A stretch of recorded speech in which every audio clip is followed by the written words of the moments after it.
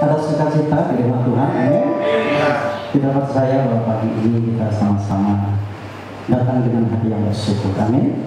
Apapun yang terjadi dalam kehidupan kita, hanya satu yang bisa kita ucapkan kepada Tuhan adalah ucapan syukur.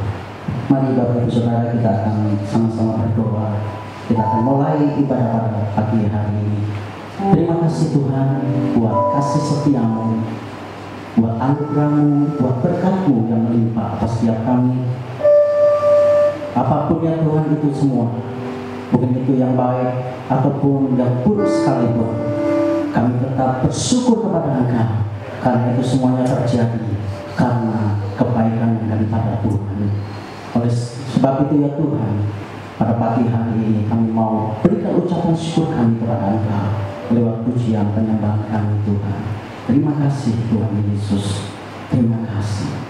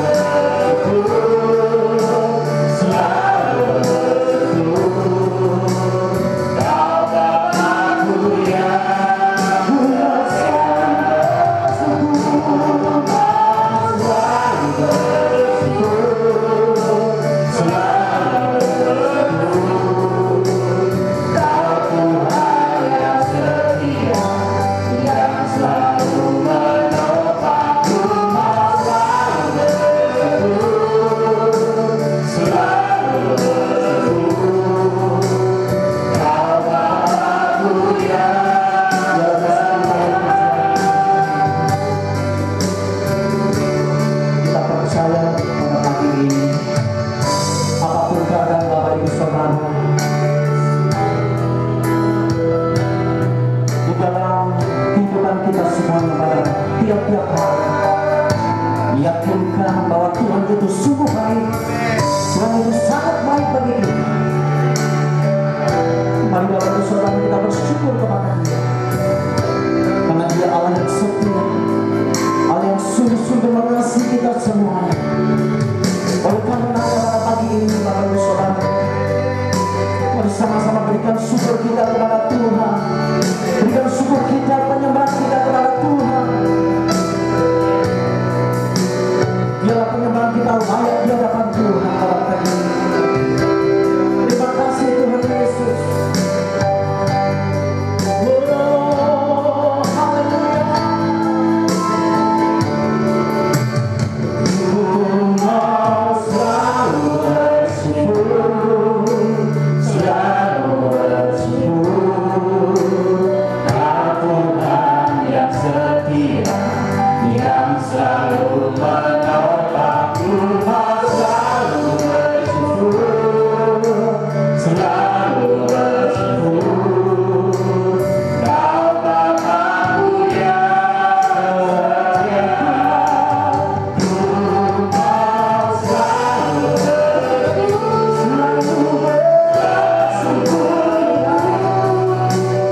Kau Tuhan yang setia, yang selalu menolong.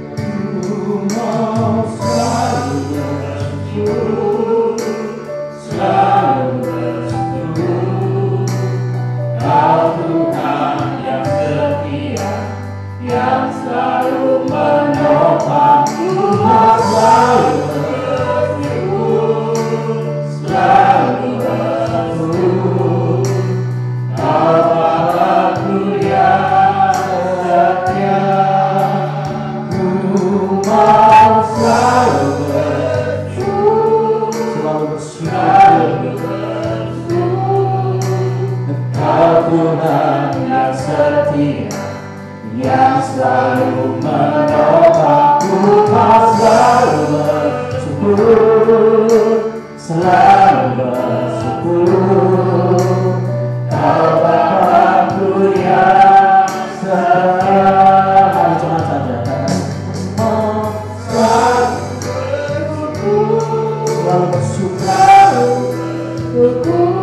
Bapa-Ku yang setia, yang selalu menopangku, selalu bersyukur, selalu bersyukur. Kau Bapa-Ku yang setia, ku mau selalu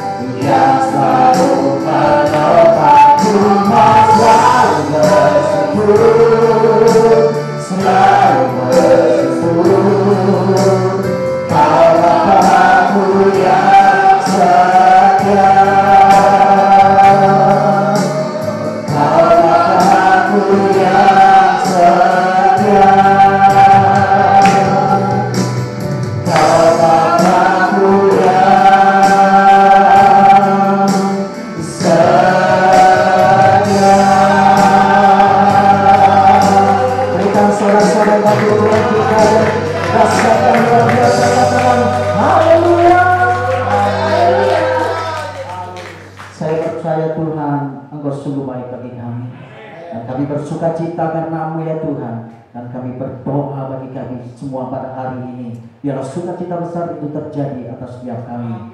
Kami percaya di dalam nama Tuhan Yesus kami mau bersukacita Tuhan. Haleluya. Yang bersukacita sama-sama katakan amin. Sama-sama katakan amin. Berikan tepuk tangan buat Tuhan kita Yesus yang dahsyat luar biasa.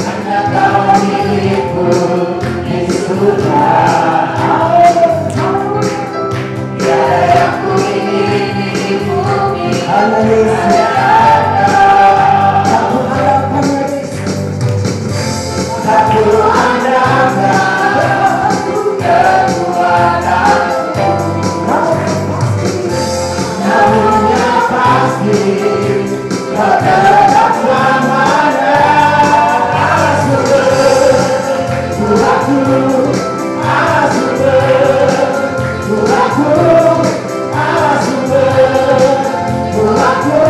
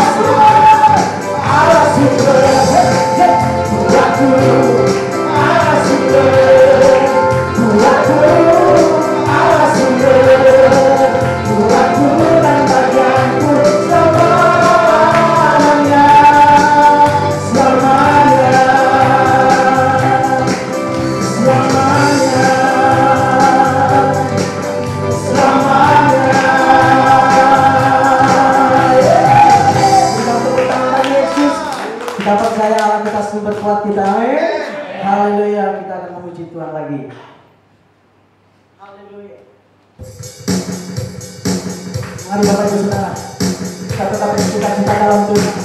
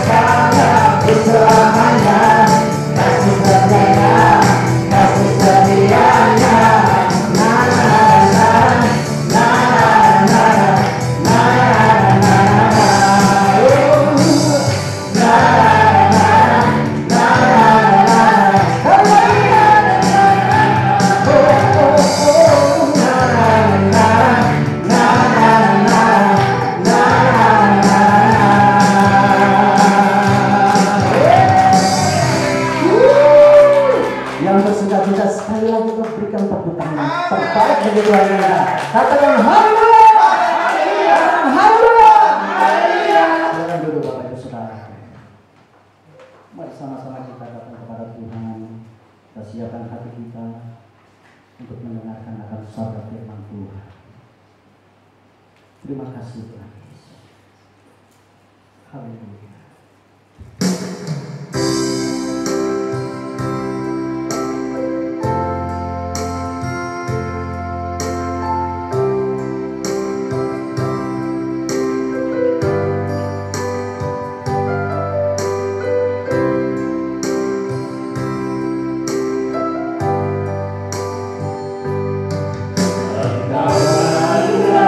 Hidupku satu-satunya ya Bapa, hanya Engkaulah kehidupanku. Tak ada kebahagiaan apapun selain dirimu, hanya Engkaulah bahagiaku. Ku hidup hanya bagimu, ku hidup hanya bagimu, untuk kesukaan Bapa dalam segala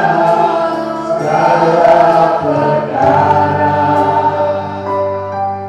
Hidup kebahagiaan yang benar sesungguhnya membahagiakan hatimu Bapa.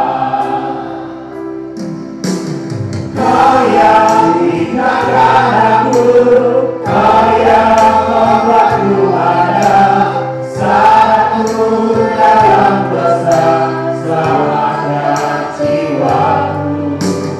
Ku tak kehidupan, ku tak kebaikan kepadamu Bapa di surga. Mestinya lagi ku ingini apapun juga, segala dirimu telah Kau miliki. Ku perhatikan bentukmu, ku nantikan suaramu, keinginan Bapa segalanya bagiku. Terima kasih Tuhan, Engkaulah gairah hidupku.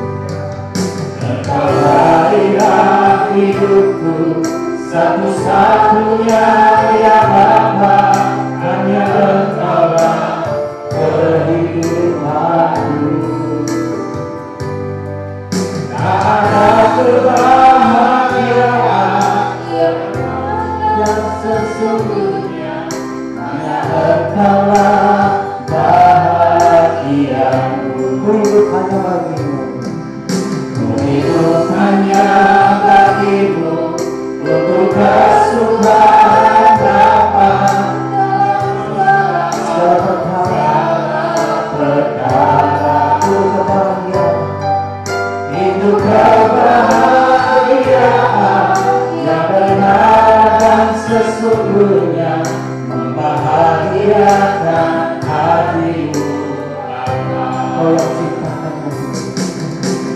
Kau yang ciptakan aku, Kau yang membuatku ada satu dalam bersama-samakan jiwaku.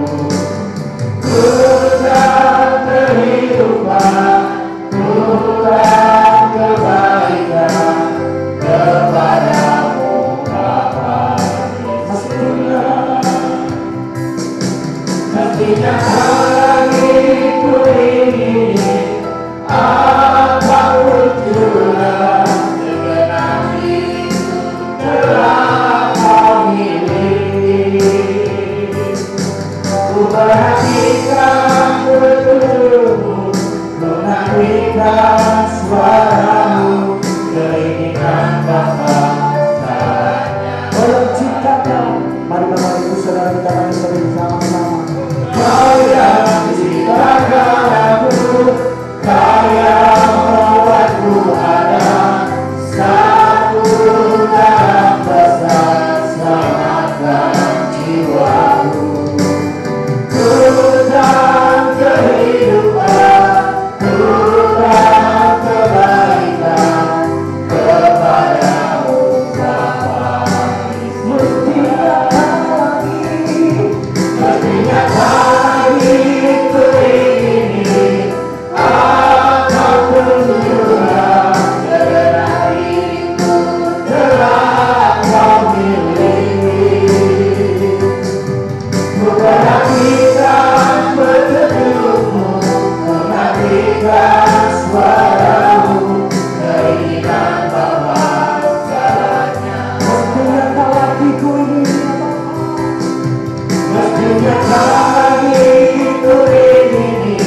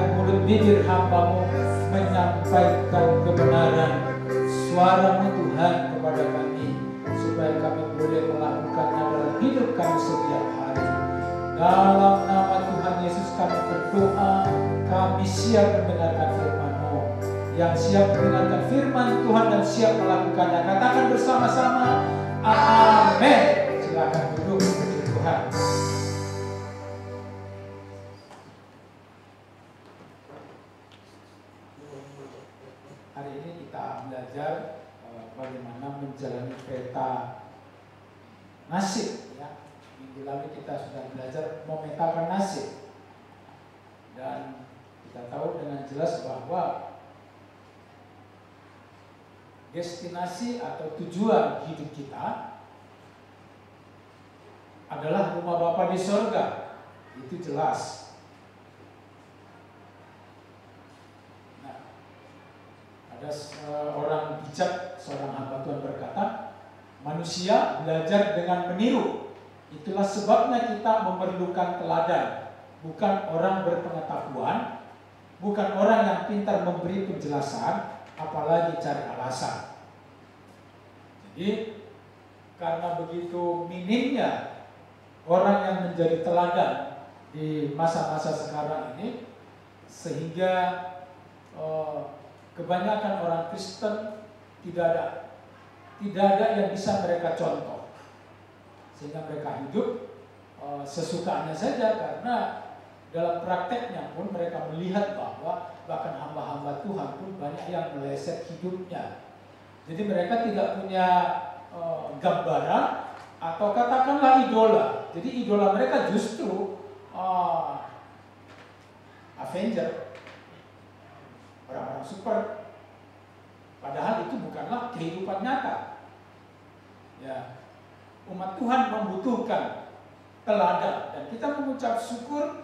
Saya mengucap syukur karena ketika bergabung dengan GSKI, saya tahu ada orang yang ditiru, yang bisa ditiru.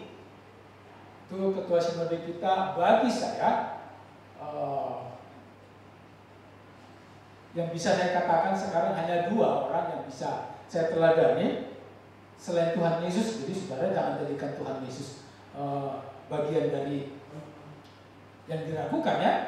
Saya ada 2 yang menjadi teladan bagi saya. Itu pertama Billy Graham.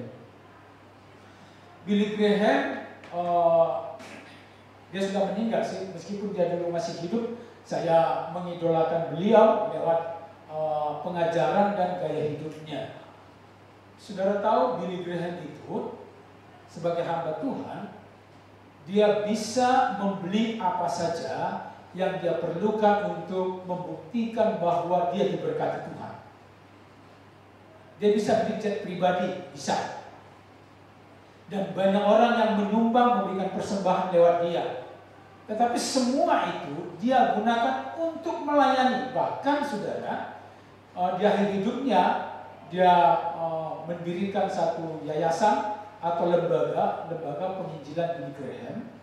Dan dalam catatan pelayanannya sama sekali dia tidak pernah menyalahgunakan berkat Tuhan. Jadi dia tidak sempat-sempatnya beli cincin seharga 175 juta, nggak sempat-sempat beli tali pinggang yang ada huruf H yang harganya puluhan juta. Dia justru memang mengabdikan hidupnya untuk melayani Tuhan. Jadi dia ngomong tentang kesederhanaan, tapi dia melakukan hal yang sama. Nah, Bapak Pendeta Erastus juga,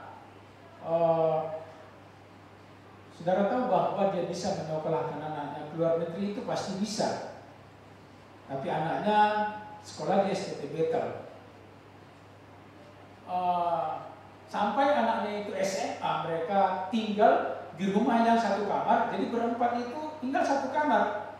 Pada waktu itu bukan karena mereka tidak bisa beli rumah, bisa. Karena waktu itu mereka juga sudah punya jemaat yang ribuan dan banyak orang yang memberi. Dan istrinya itu orang kaya sebenarnya, karena dia anak orang kaya. Tetapi tidak menggunakan itu sebagai kesempatan untuk hidup bermewah-mewah. Sampai sekarang Pak Erastus itu bukan tinggal di wilayah yang elit, tetapi dia tinggal di rumah yang ukuran keseluruhan tanahnya itu sekitar 200 meter. Dan jalan di depan rumahnya itu bukan jalan yang bisa lewat 3 mobil, tetapi kalau 2 mobil itu pun sudah harus tidak boleh balap, artinya mesti pelan-pelan lewatnya. Karena dia punya konsep bahwa dia hanya perlu mengumpul harta di surga, bukan di bumi.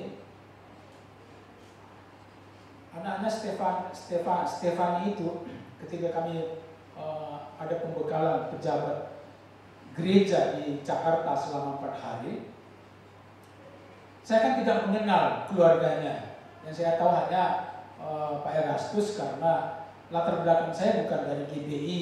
Kalau orang GBI pasti kenal semuanya, keluarganya. Saya kan enggak.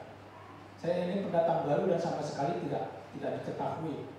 Nah, selama acara itu, Stefani berpenampilan biasa saja, lalu dia ikut melayani pendeta-pendeta, memberikan minum, angkat-angkat minum, dan melayani bagian konsumsi.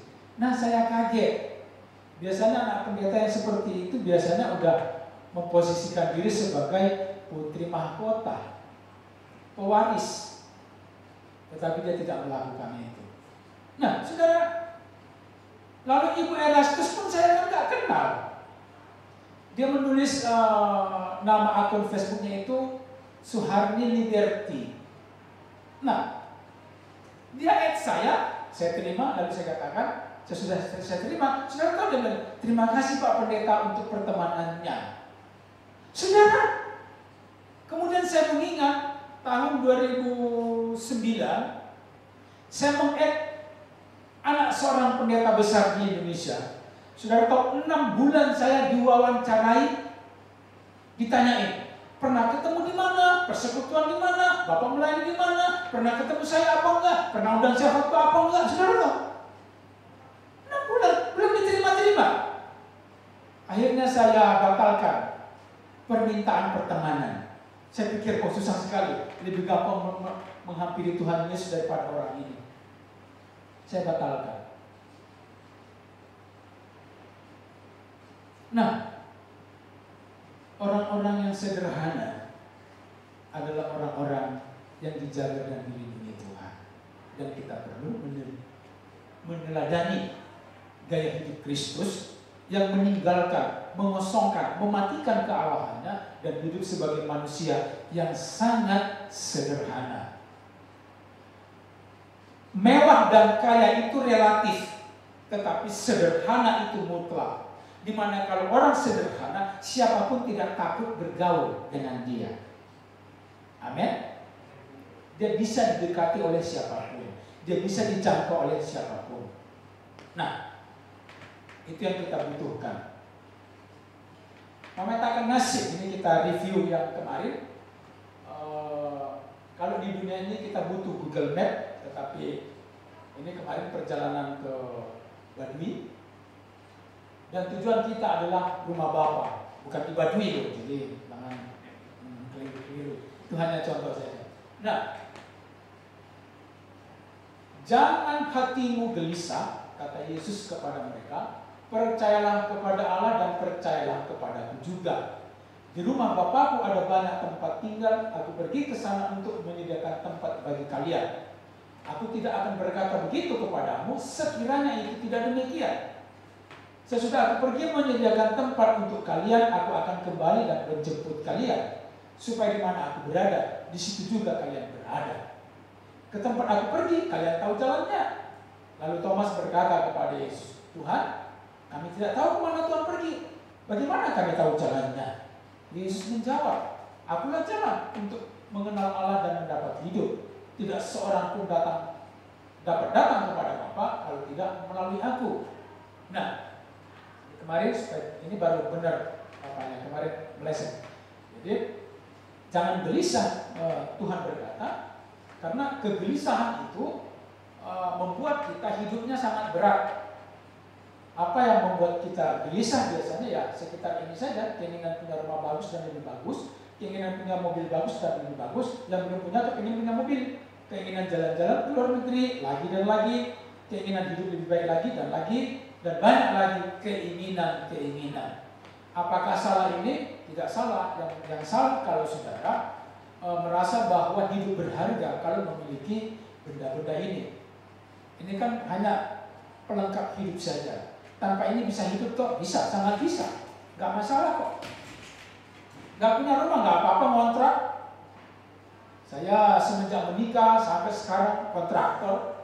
Di Medan 7 tahun mengontrak, Semarang 15 tahun, sudah mau 16 tahun. Apakah kami merasa tidak berguna? Ya tunggu dulu. Bukankah yang kita tempati itu yang membedakan hanya sertifikat toh? Dan sertifikat itu apakah mempengaruhi? Apakah dibawa di kantong-kantongi itu lalu pergi kemana-mana dengan percaya diri punya rumah, karena nggak kayak gitu toh. Nah, ketika kami tidak punya mobil, kami sangat terbantu dengan tidak beli bensin.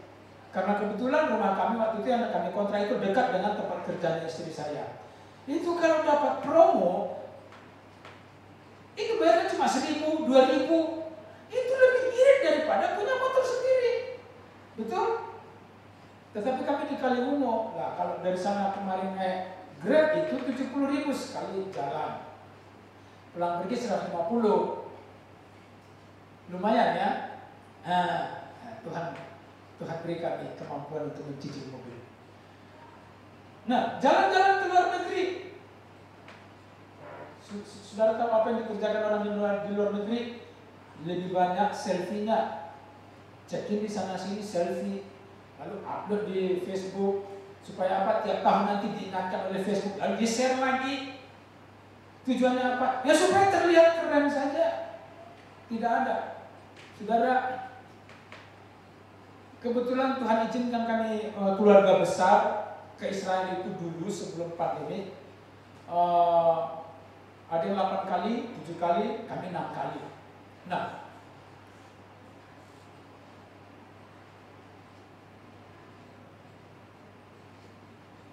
sama sekali sesudah sekarang kami pikir gak ada apa-apanya kok. Biasa aja. Hanya memang waktu di sana itu heboh saudara, kadang-kadang live, foto, check-in, sampai kadang-kadang saudara, karena kita nggak mengerti bahasa Ibrani, check-innya itu sembarang, sebenarnya ada check-in, padahal tahu itu TK, kami nggak pernah di salah satu TK di sana, tapi karena saudara huruf Ibrani, wah check-in saja, ternyata itu TK.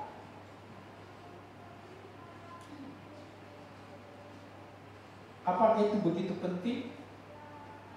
Kalau saudara bekerja keras dan menghasilkan lalu jalan-jalan, tidak apa-apa. Tetapi jangan ketika melihat orang saudara merasa bahwa enak ya mereka ya, loh, saya kapan? Nah memangnya ada apa? Karena memang kebanyakan orang kalau ke Israel merasa datang sudah pergi melihat Tuhan. Lalu ada pengajaran yang mengatakan bahwa di sana doanya lebih didengar Tuhan. Sampai-sampai pertama kali kami ke Israel, ada banyak orang titip doa. Saudara tahu, seperti pergi ke tanah suci jadinya. Titip doa, katanya titipkan di tembok ratapan. Dan memang di tembok ratapan itu ada banyak kertas-kertas doa. Cuman waktu itu kita ya karena happy-happy aja ya, kita ya wes, mari yang penting. Tidak mempersoalkan. Semua doanya dibawa dititipin di sana. Nggak tahu dijawab apa enggak. Nah itu keinginan itu bikin pusing. Nah, janganlah gelisah sebab keinginan manusia bertentangan dengan keinginan Roh Allah dan keinginan Roh Allah bertentangan dengan keinginan manusia. Kedua-duanya saling berlawanan sehingga kalian tidak dapat melakukan apa yang seharusnya kalian inginkan. Karena keinginan daging ini menghalangi kita menginginkan apa yang seharusnya kita inginkan. Karena yang seharusnya kita inginkan adalah pulang ke rumah Bapa. Gak boleh meleset. Jadi meskipun kita bekerja keras hidup di muka bumi ini, hati kita ke surga bukan ke bumi. Karena kalau hati kita ke surga, apapun yang kita kerjakan, berhasil apa enggak masalah bagi kita. Berhasil puji Tuhan, enggak berhasil diulang, gampang. Berjuang lagi, diulang, gampang. Karena apa? Tuhan tidak ada lagunya, apabila ia jatuh tak sampai tergeletak, sebab Tuhan menopang tangannya. Amin. Orang fasik sekali jatuh langsung ambruk. Orang benar beberapa kali jatuh, 7 kali jatuh bangkit lagi. Karena apa? Punya kemampuan untuk memanage pikiran dan perasaannya. Masih ingat ada orang kaya dulu cuma berkurang katanya bangkrut, tetapi bangkrutnya orang kaya kan nggak bisa makan. Hanya kekayaannya, perusahaannya kan yang bangkrut. Dia kan masih bisa hidup normal toh. Tapi karena nggak bisa menahan kegagalan itu, nginaplah di hotel lantai 57, lompatlah ke bawah. Masih ingat? Bayangkan mau mati aja pun mesti pakai hotel. Kita nggak perlu. Kita pasti mati kok, tinggal nunggu aja kok. Jadi kalau ada rencana yang mati di sini, gak usah sewa-sewa hotel kelamaan. Pasti mati kok. Tinggal nunggu aja. Tetapi sebelum mati, hiduplah untuk Tuhan. Percayalah kepadaku. Nah ini yang pertama ya, saudara. Tujuan kita bahwa banyak tempat tinggal di sana. Kuatkanlah benar-benar hatimu dalam memelihara dan melakukan segala yang tertulis dalam kitab hukum Musa, supaya kamu jangan menyimpang ke kanan atau ke kiri. Nah, tema kita hari ini adalah menjalani peta nasib. Kita sudah tahu bahwa tujuannya rumah Bapa, tetapi seringkali dalam prakteknya kita punya godaan-godaan di tengah jalan. Kita tergoda untuk putar balik sedikit, mumpung masih di dunia, ya dinikmati dulu. Nanti kalau sudah tua, udah mau meninggal baru bertobat. Halo, tolong sadar, karena untuk mati itu tidak ada persyaratan. Jadi jangan mengira nanti saya hidup 90 tahun, nanti sudah dekat-dekat mati baru sungguh-sungguh serius. Dan pola pikir seperti ini ada banyak dilakukan dan diterapkan oleh beberapa anak Tuhan zaman tahun 90-an, sehingga nanti menunggu pensiun dulu baru mau melayani Tuhan. Ada sih yang berhasil pensiun dulu baru sungguh-sungguh ikut Tuhan. Tetapi kan ada juga yang nggak sempat pensiun, yang nggak sempat bersaksi juga. Nah, jadi ketika kita menetapkan tujuan hidup kita adalah rumah Bapa di surga, firman Tuhan berkata jangan menyimpang ke kiri maupun ke kanan. Nah, ini artinya bukan nggak boleh belok kiri atau belok kanan, jangan menyimpang dari tujuan yang sudah kita buat. Karena kalau nggak boleh belok kiri belok kanan, ya sampainya di rumah sakit Karyadi. Karena pasti harus bertemu dengan persimpangan dan kita harus memilih. Nah, perhatikan. Ini yang kita mau pelajari sekarang, lanjutan dari sebelumnya. Nah, saya mengajak kita membacanya. Saya baca ayat 7, Bapak Ibu membaca ayat 8. Setiap yang di stabil warna kuning. Saya mulai. Sekiranya kamu mengenal aku, pasti kamu juga mengenal Bapakku. Sekarang ini kamu mengenal dia dan kamu telah melihat dia. Ayat 8.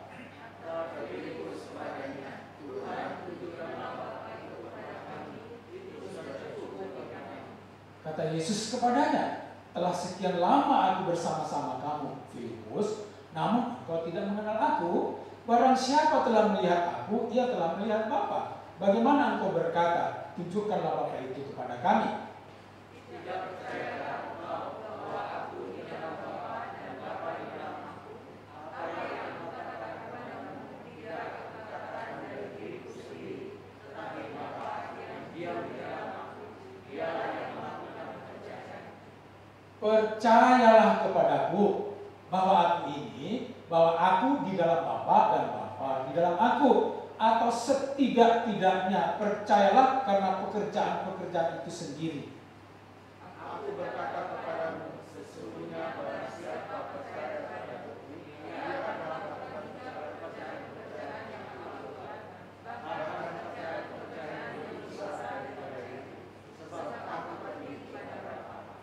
Dan apa juga yang kamu minta dalam namaku, aku akan melakukannya, supaya bermuliakan di dalam Anak. Jika kamu meminta sesuatu padaku dalam namaku, aku akan melakukannya. Nah, ini teologi yang diajarkan oleh Alkitab kepada kita, supaya kita juga tidak salah memahami dan tidak menempatkan konteksnya yang berbeda. Nah, Tuhan tidak menginginkan saudara dan saya juga hidupnya melarat, hidupnya meminta-minta, hidupnya rekoso. Enggak seperti itu. Nah, mari kita lihat yang pertama. Ayat 7 sampai 9 dikatakan mengenal Yesus. Tadi kan kita sudah menetapkan tujuan, udah buat destinasi. Sama kalau di Google Map itu kita udah yakin bahwa tujuannya itu. Nah, sekarang kita tinggal mau menjalani, mau berangkat atau enggak. Nah, ketika berangkat itu kita kan harus punya keyakinan bahwa yang kita tuju ini dan Google Map ini sudah pas rutenya, sudah pas, tidak meleset. Sama seperti saudara kalau mencari alamat, ada beberapa alamat di Semarang, di Jawa Tengah itu namanya sama, tetapi kecamatannya beda dan dia ada di 3 kecamatan.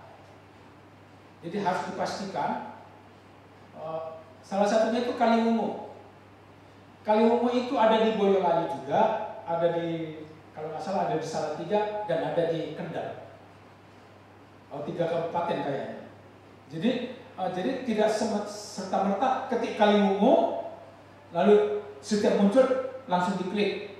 Pastikan dulu ini Kaliwungunya ini benar apa enggak. Jadi itu yang kita lakukan, memastikan bahwa yang ini jalannya benar apa enggak. Itulah sebabnya sesudah kita menetapkan tujuan, Kristus berkata, tadi Thomas bilang begini, loh, tunjukkanlah kepada kami jalannya.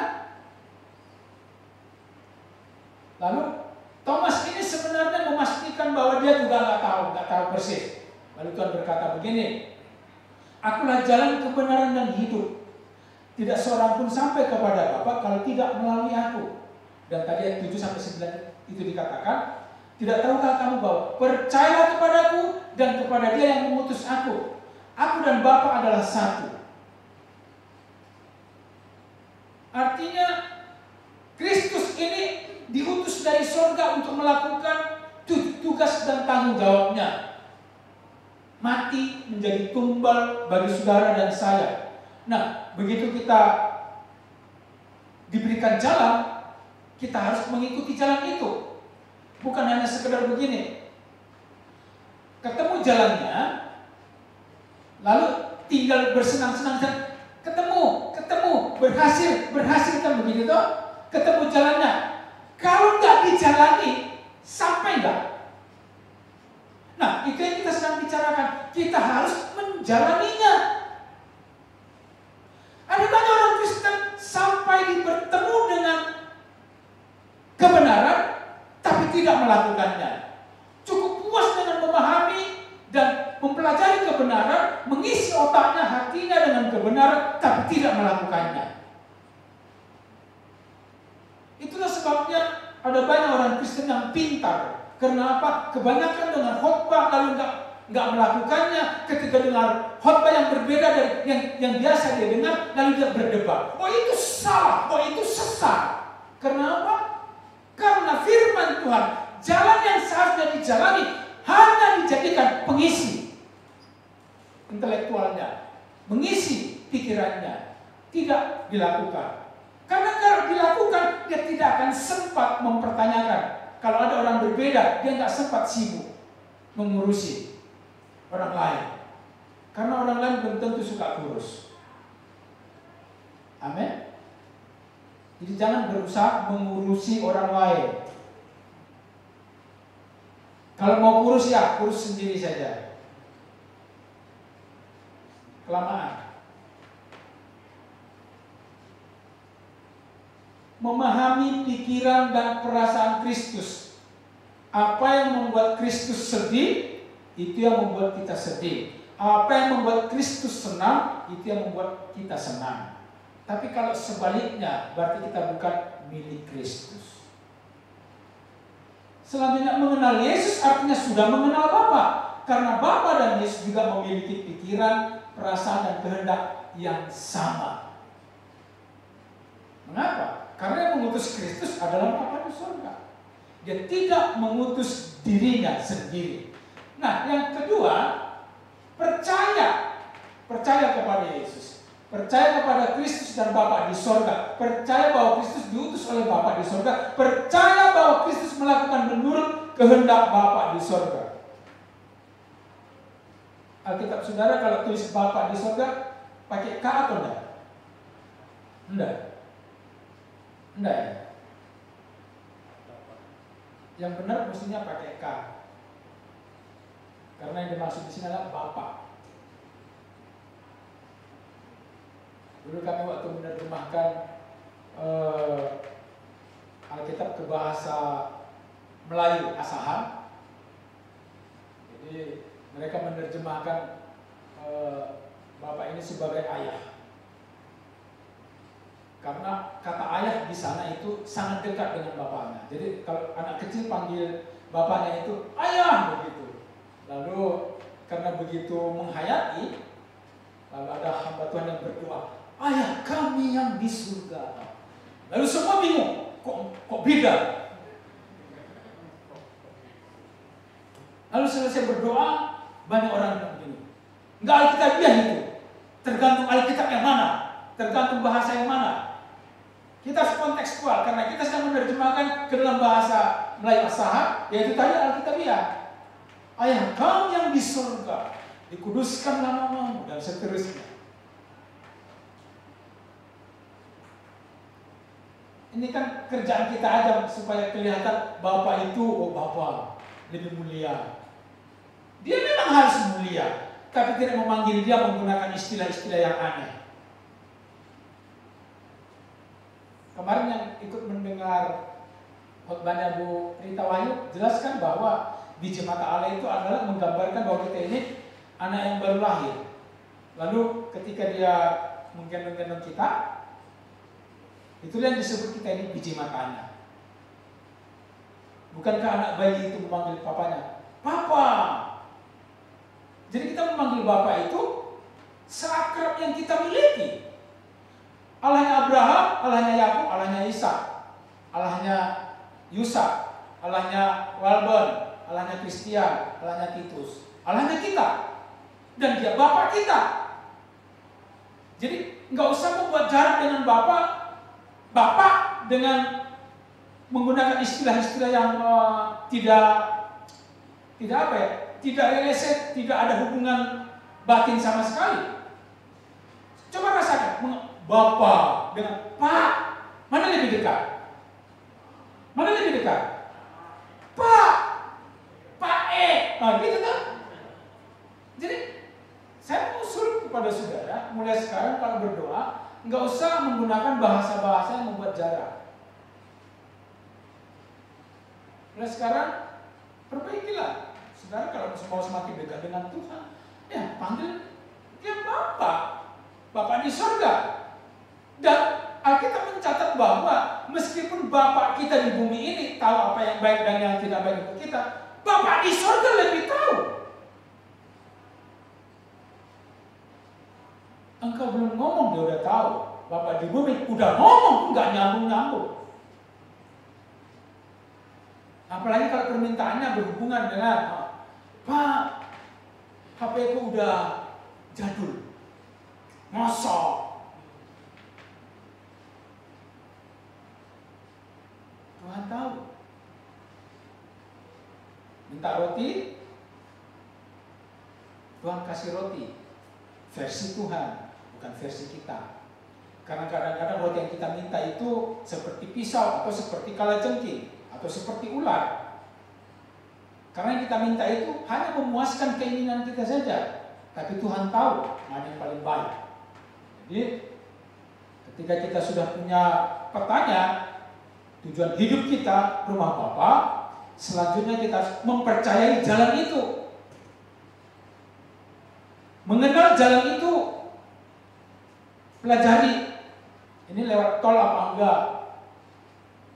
Ya tergantung budget sih. Kalau saudara mau cepat berhubungan dengan mengejar waktu, bayarlah tol. Lebih cepat lagi ya numpak pesawat. Mau irit, jalan kaki. Apalagi kalau saudara tujuannya ke istana, jalan kaki lebih populer. Akan ada banyak orang yang mengikuti dan memberi sumbangan.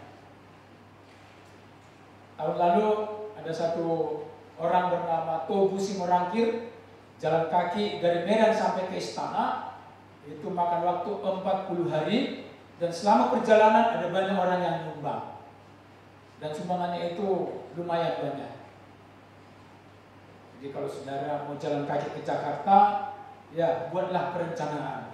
Mau ketemu Jokowi, ditanya mau ngapain, pokoknya mau ketemu, ya urusan saudara. Itu lebih keren.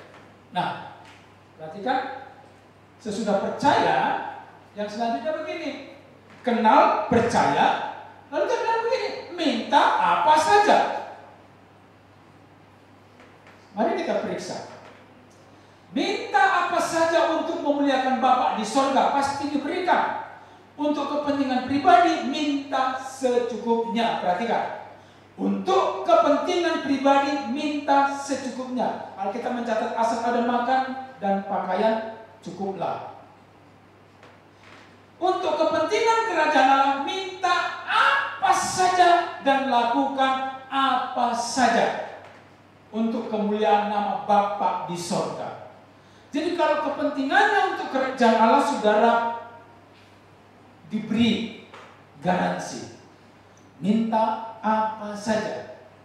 Bahkan dalam ayatnya yang ke-13 atau 15 tadi, ya, mari kita cek kembali.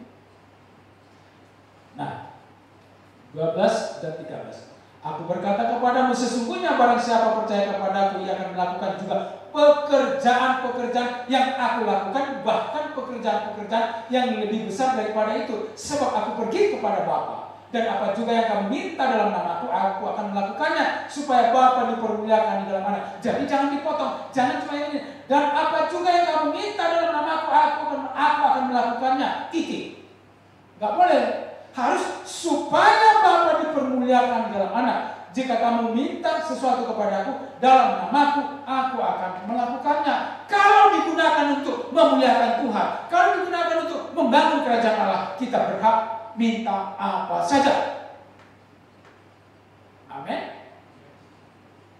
Minta untuk diri sendiri, mintalah secukupnya. Berikanlah kami pada hari ini makanan kami yang secukupnya. Jelas ya? Itulah sebabnya, saudara, Pak Yosua Simatupang membayar harga untuk panggilan yang dia respon, yang dia tunda-tunda selama beberapa waktu lamanya. Justru ketika dia mendapat kesempatan diterima menjadi ASN kontrak, ya, menjadi pegawai negeri kontrak, menjadi guru yang kalau tidak dibatalkan April cair, Pak, ya, bulan besok ya, bulan besok itu cair, saudara. Nah, dulu sebelum dapat dikejar-kejar, diusahakan. Sesudah dapat malah dicolke. Ini teman-teman Bapak ini mengatakan, Pak, jangan-jangan ada yang salah. Bapak mungkin salah pencet kali. Saya masih bisa bantu supaya data Bapak bisa diperbaiki. Tetapi Bapak ini punya keputusan yang bulat. Untuk kerajaan Allah, dia bersedia membayar apa saja. Jadi mengikut Tuhan itu ya praktek, bukan sekedar teori. Oh iya, mengikut Tuhan harus bayar apa saja. Menyanyi, ini aku Tuhan, utuslah dia. Kalau begitu siapa yang akan aku utus? Karena ladang sudah menguning, siapa yang aku utus? Lalu dengan semangat dan pakai mencucurkan air mata berkata, ini aku Tuhan, utuslah dia. Mestinya ini aku Tuhan, utuslah aku. Kebanyakan orang ketika mendengarkan firman Tuhan langsung dia lihat kiri kanan. Ini cocok untuk kamu, ini cocok untuk kamu, ini kayaknya kamu yang ini Tuhan ngomong sama kamu. Kalau suami istri, oh, udah mulai senggol-senggol. Tapi ini untuk kamu. Ini untuk kamu. Bukankah firman Tuhan itu ngomong kepada kita secara pribadi?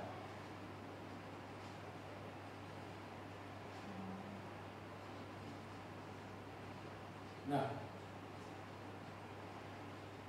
minggu pertama Februari, Bapak berangkat ya? Belum? Minggu kedua? Jadi sebelum Bapak ini ke Pekanbaru, kita akan mendengarkan firman Tuhan yang disampaikan Pak Yosua.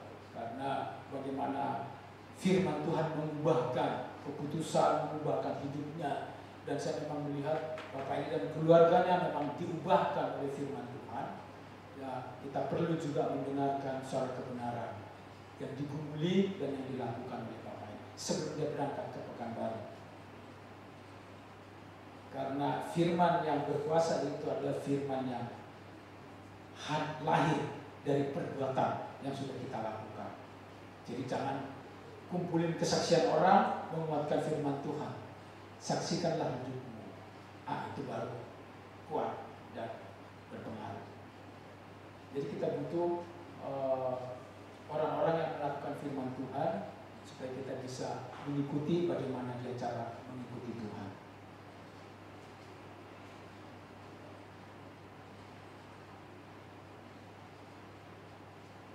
Minta apa saja untuk kemuliaan nama Tuhan. Nah,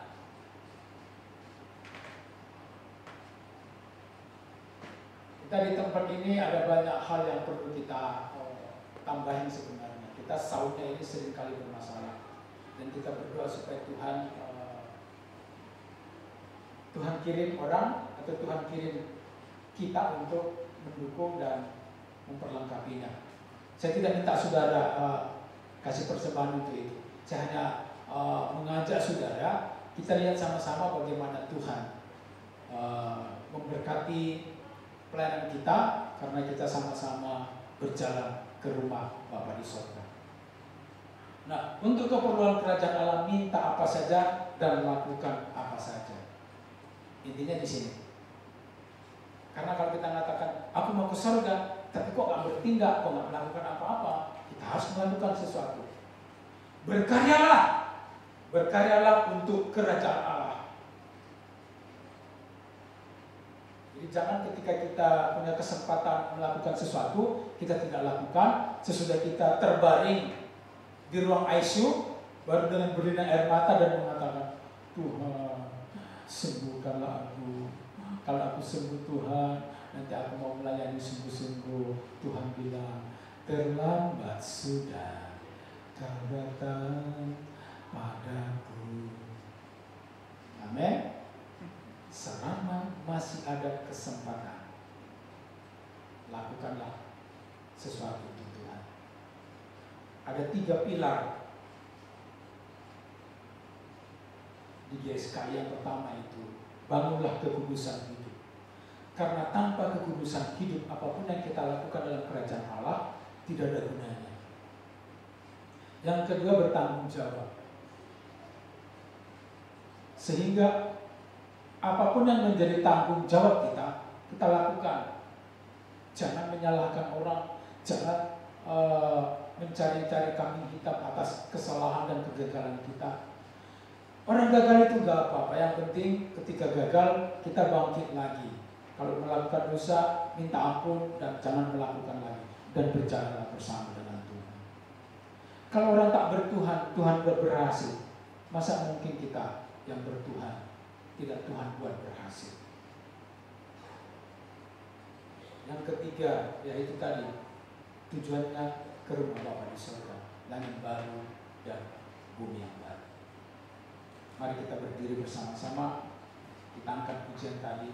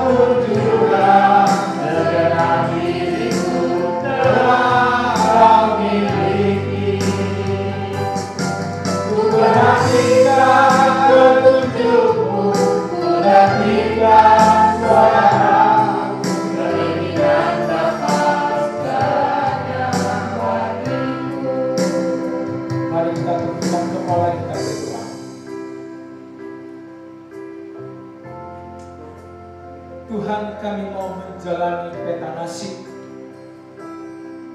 karena nasib kami seharusnya kembali ke rumah Bapa. Itulah rancangan Tuhan yang semula dalam hidup kami. Kami harus menjalaninya, menjaga hidup kudus, bertanggung jawab dan mengarahkan hati kami ke rumah Bapa. Selama kami menumpang di muka bumi ini, Tuhan, kami mau berkarya, melakukan yang terbaik yang bisa kami lakukan untuk kerajaan Tuhan, menjadi berkat bagi keluarga kami, orang-orang yang terdekat dengan kami, masyarakat, dan siapapun yang Tuhan izinkan bertemu dengan kami. Tuhan, kami mau menjadi saluran berkat kepada mereka, terlebih menjadi saluran berkat keselamatan, pengampunan di dalam Kristus Yesus. Terima kasih Bapak. Kami tahu ketika kami memberi diri untuk membangun kerajaan Allah, kami boleh minta apa saja. Oleh karena itu Tuhan, gunakan kami menjadi alat-Mu juga. Berkatilah kami berkelimpahan, supaya melalui berkat itu kami juga mau membangun kerajaan Allah, sehingga kami boleh punya kesempatan mengumpulkan harta di surga. Terima kasih Bapak. Berkati kami secara kesehatan, ekonomi, dan sosial, dan semua yang Tuhan sediakan untuk kami gunakan memuliakan Tuhan. Tuhan, kami terima berkat-Mu dan kami siap bertanggung jawab melakukan apapun yang seharusnya kami lakukan. Di dalam nama Tuhan Yesus kami berdoa serta mengucap syukur. Yang percaya katakan bersama-sama. Amin. Sebelum kita akan pulang, mungkin Bapak Saudara yang belum terdaftar di grup desa kita, itu ada rombongan harian dari grup ID.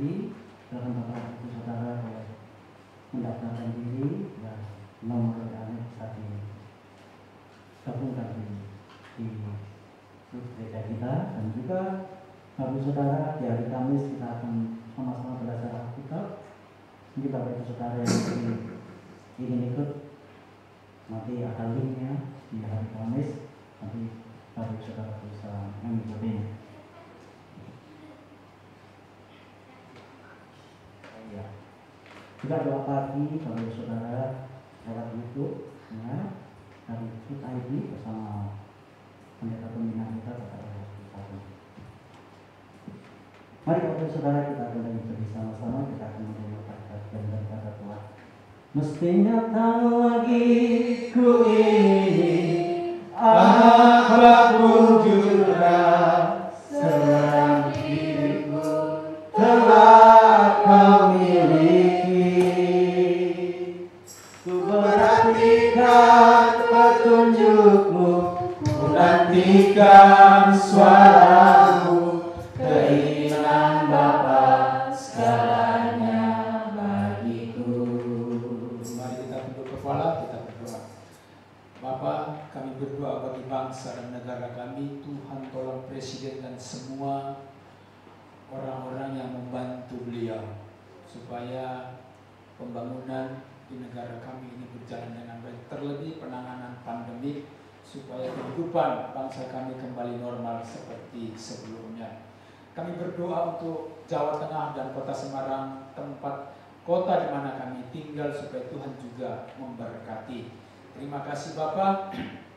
Kami berdoa untuk semua umat Tuhan dan hamba-hamba Tuhan yang melayani dan beribadah hari ini, baik yang ibadah tatap muka maupun ibadah lewat live streaming. Tuhan, lawat mereka satu persatu dan memberkati mereka. Berdoa untuk jemaat Duta Kalam yang tidak sempat hadir dimanapun mereka berada. Tuhan juga menjaga dan memberkati mereka, dan memberkati jemaat yang hadir di tempat ini dan yang sudah melayani. Tuhan, kami percaya apapun yang kami kerjakan dan lakukan di dalam kerajaan Tuhan, tidak ada yang sia-sia. Semuanya Tuhan perhitungkan. Terima kasih Bapak, terima kasih. Kami berdoa supaya Tuhan menolong setiap jemaat-Mu dalam pekerjaan, usaha, rumah tangga, dan aktivitas mereka. Tuhan tolong supaya mereka berhasil dan menghasilkan buah lewat kehidupan mereka, buah-buah iman, buah pertobatan, dan buah kasih di dalam kehidupan mereka, supaya setiap kami ketika ada orang berkenalan dengan kami, mereka melihat bahwa ada Kristus yang hidup terpancar lewat kehidupan kami, dan itu membuat mereka juga akan mengikut Tuhan lewat kehidupan kami. Terima kasih Bapak, terima kasih. Kami akhiri ibadah kami pada hari ini, sebentar kami akan pulang. Tuhan juga menjaga dan melawat kegiatan kami sepanjang minggu ke depan. Doa pagi dan PA, Tuhan memberkati.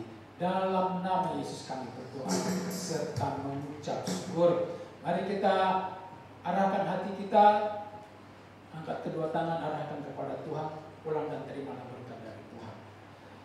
Damai sejahtera yang dianugerahkan oleh Bapa di surga, dalam pengorbanan dan cinta kasih oleh Tuhan Yesus Kristus serta persekutuan, pimpinan dan pertolongan Roh Kudus menyertai kita mulai sekarang sampai Maranatha, Tuhan Yesus datang kedua kali.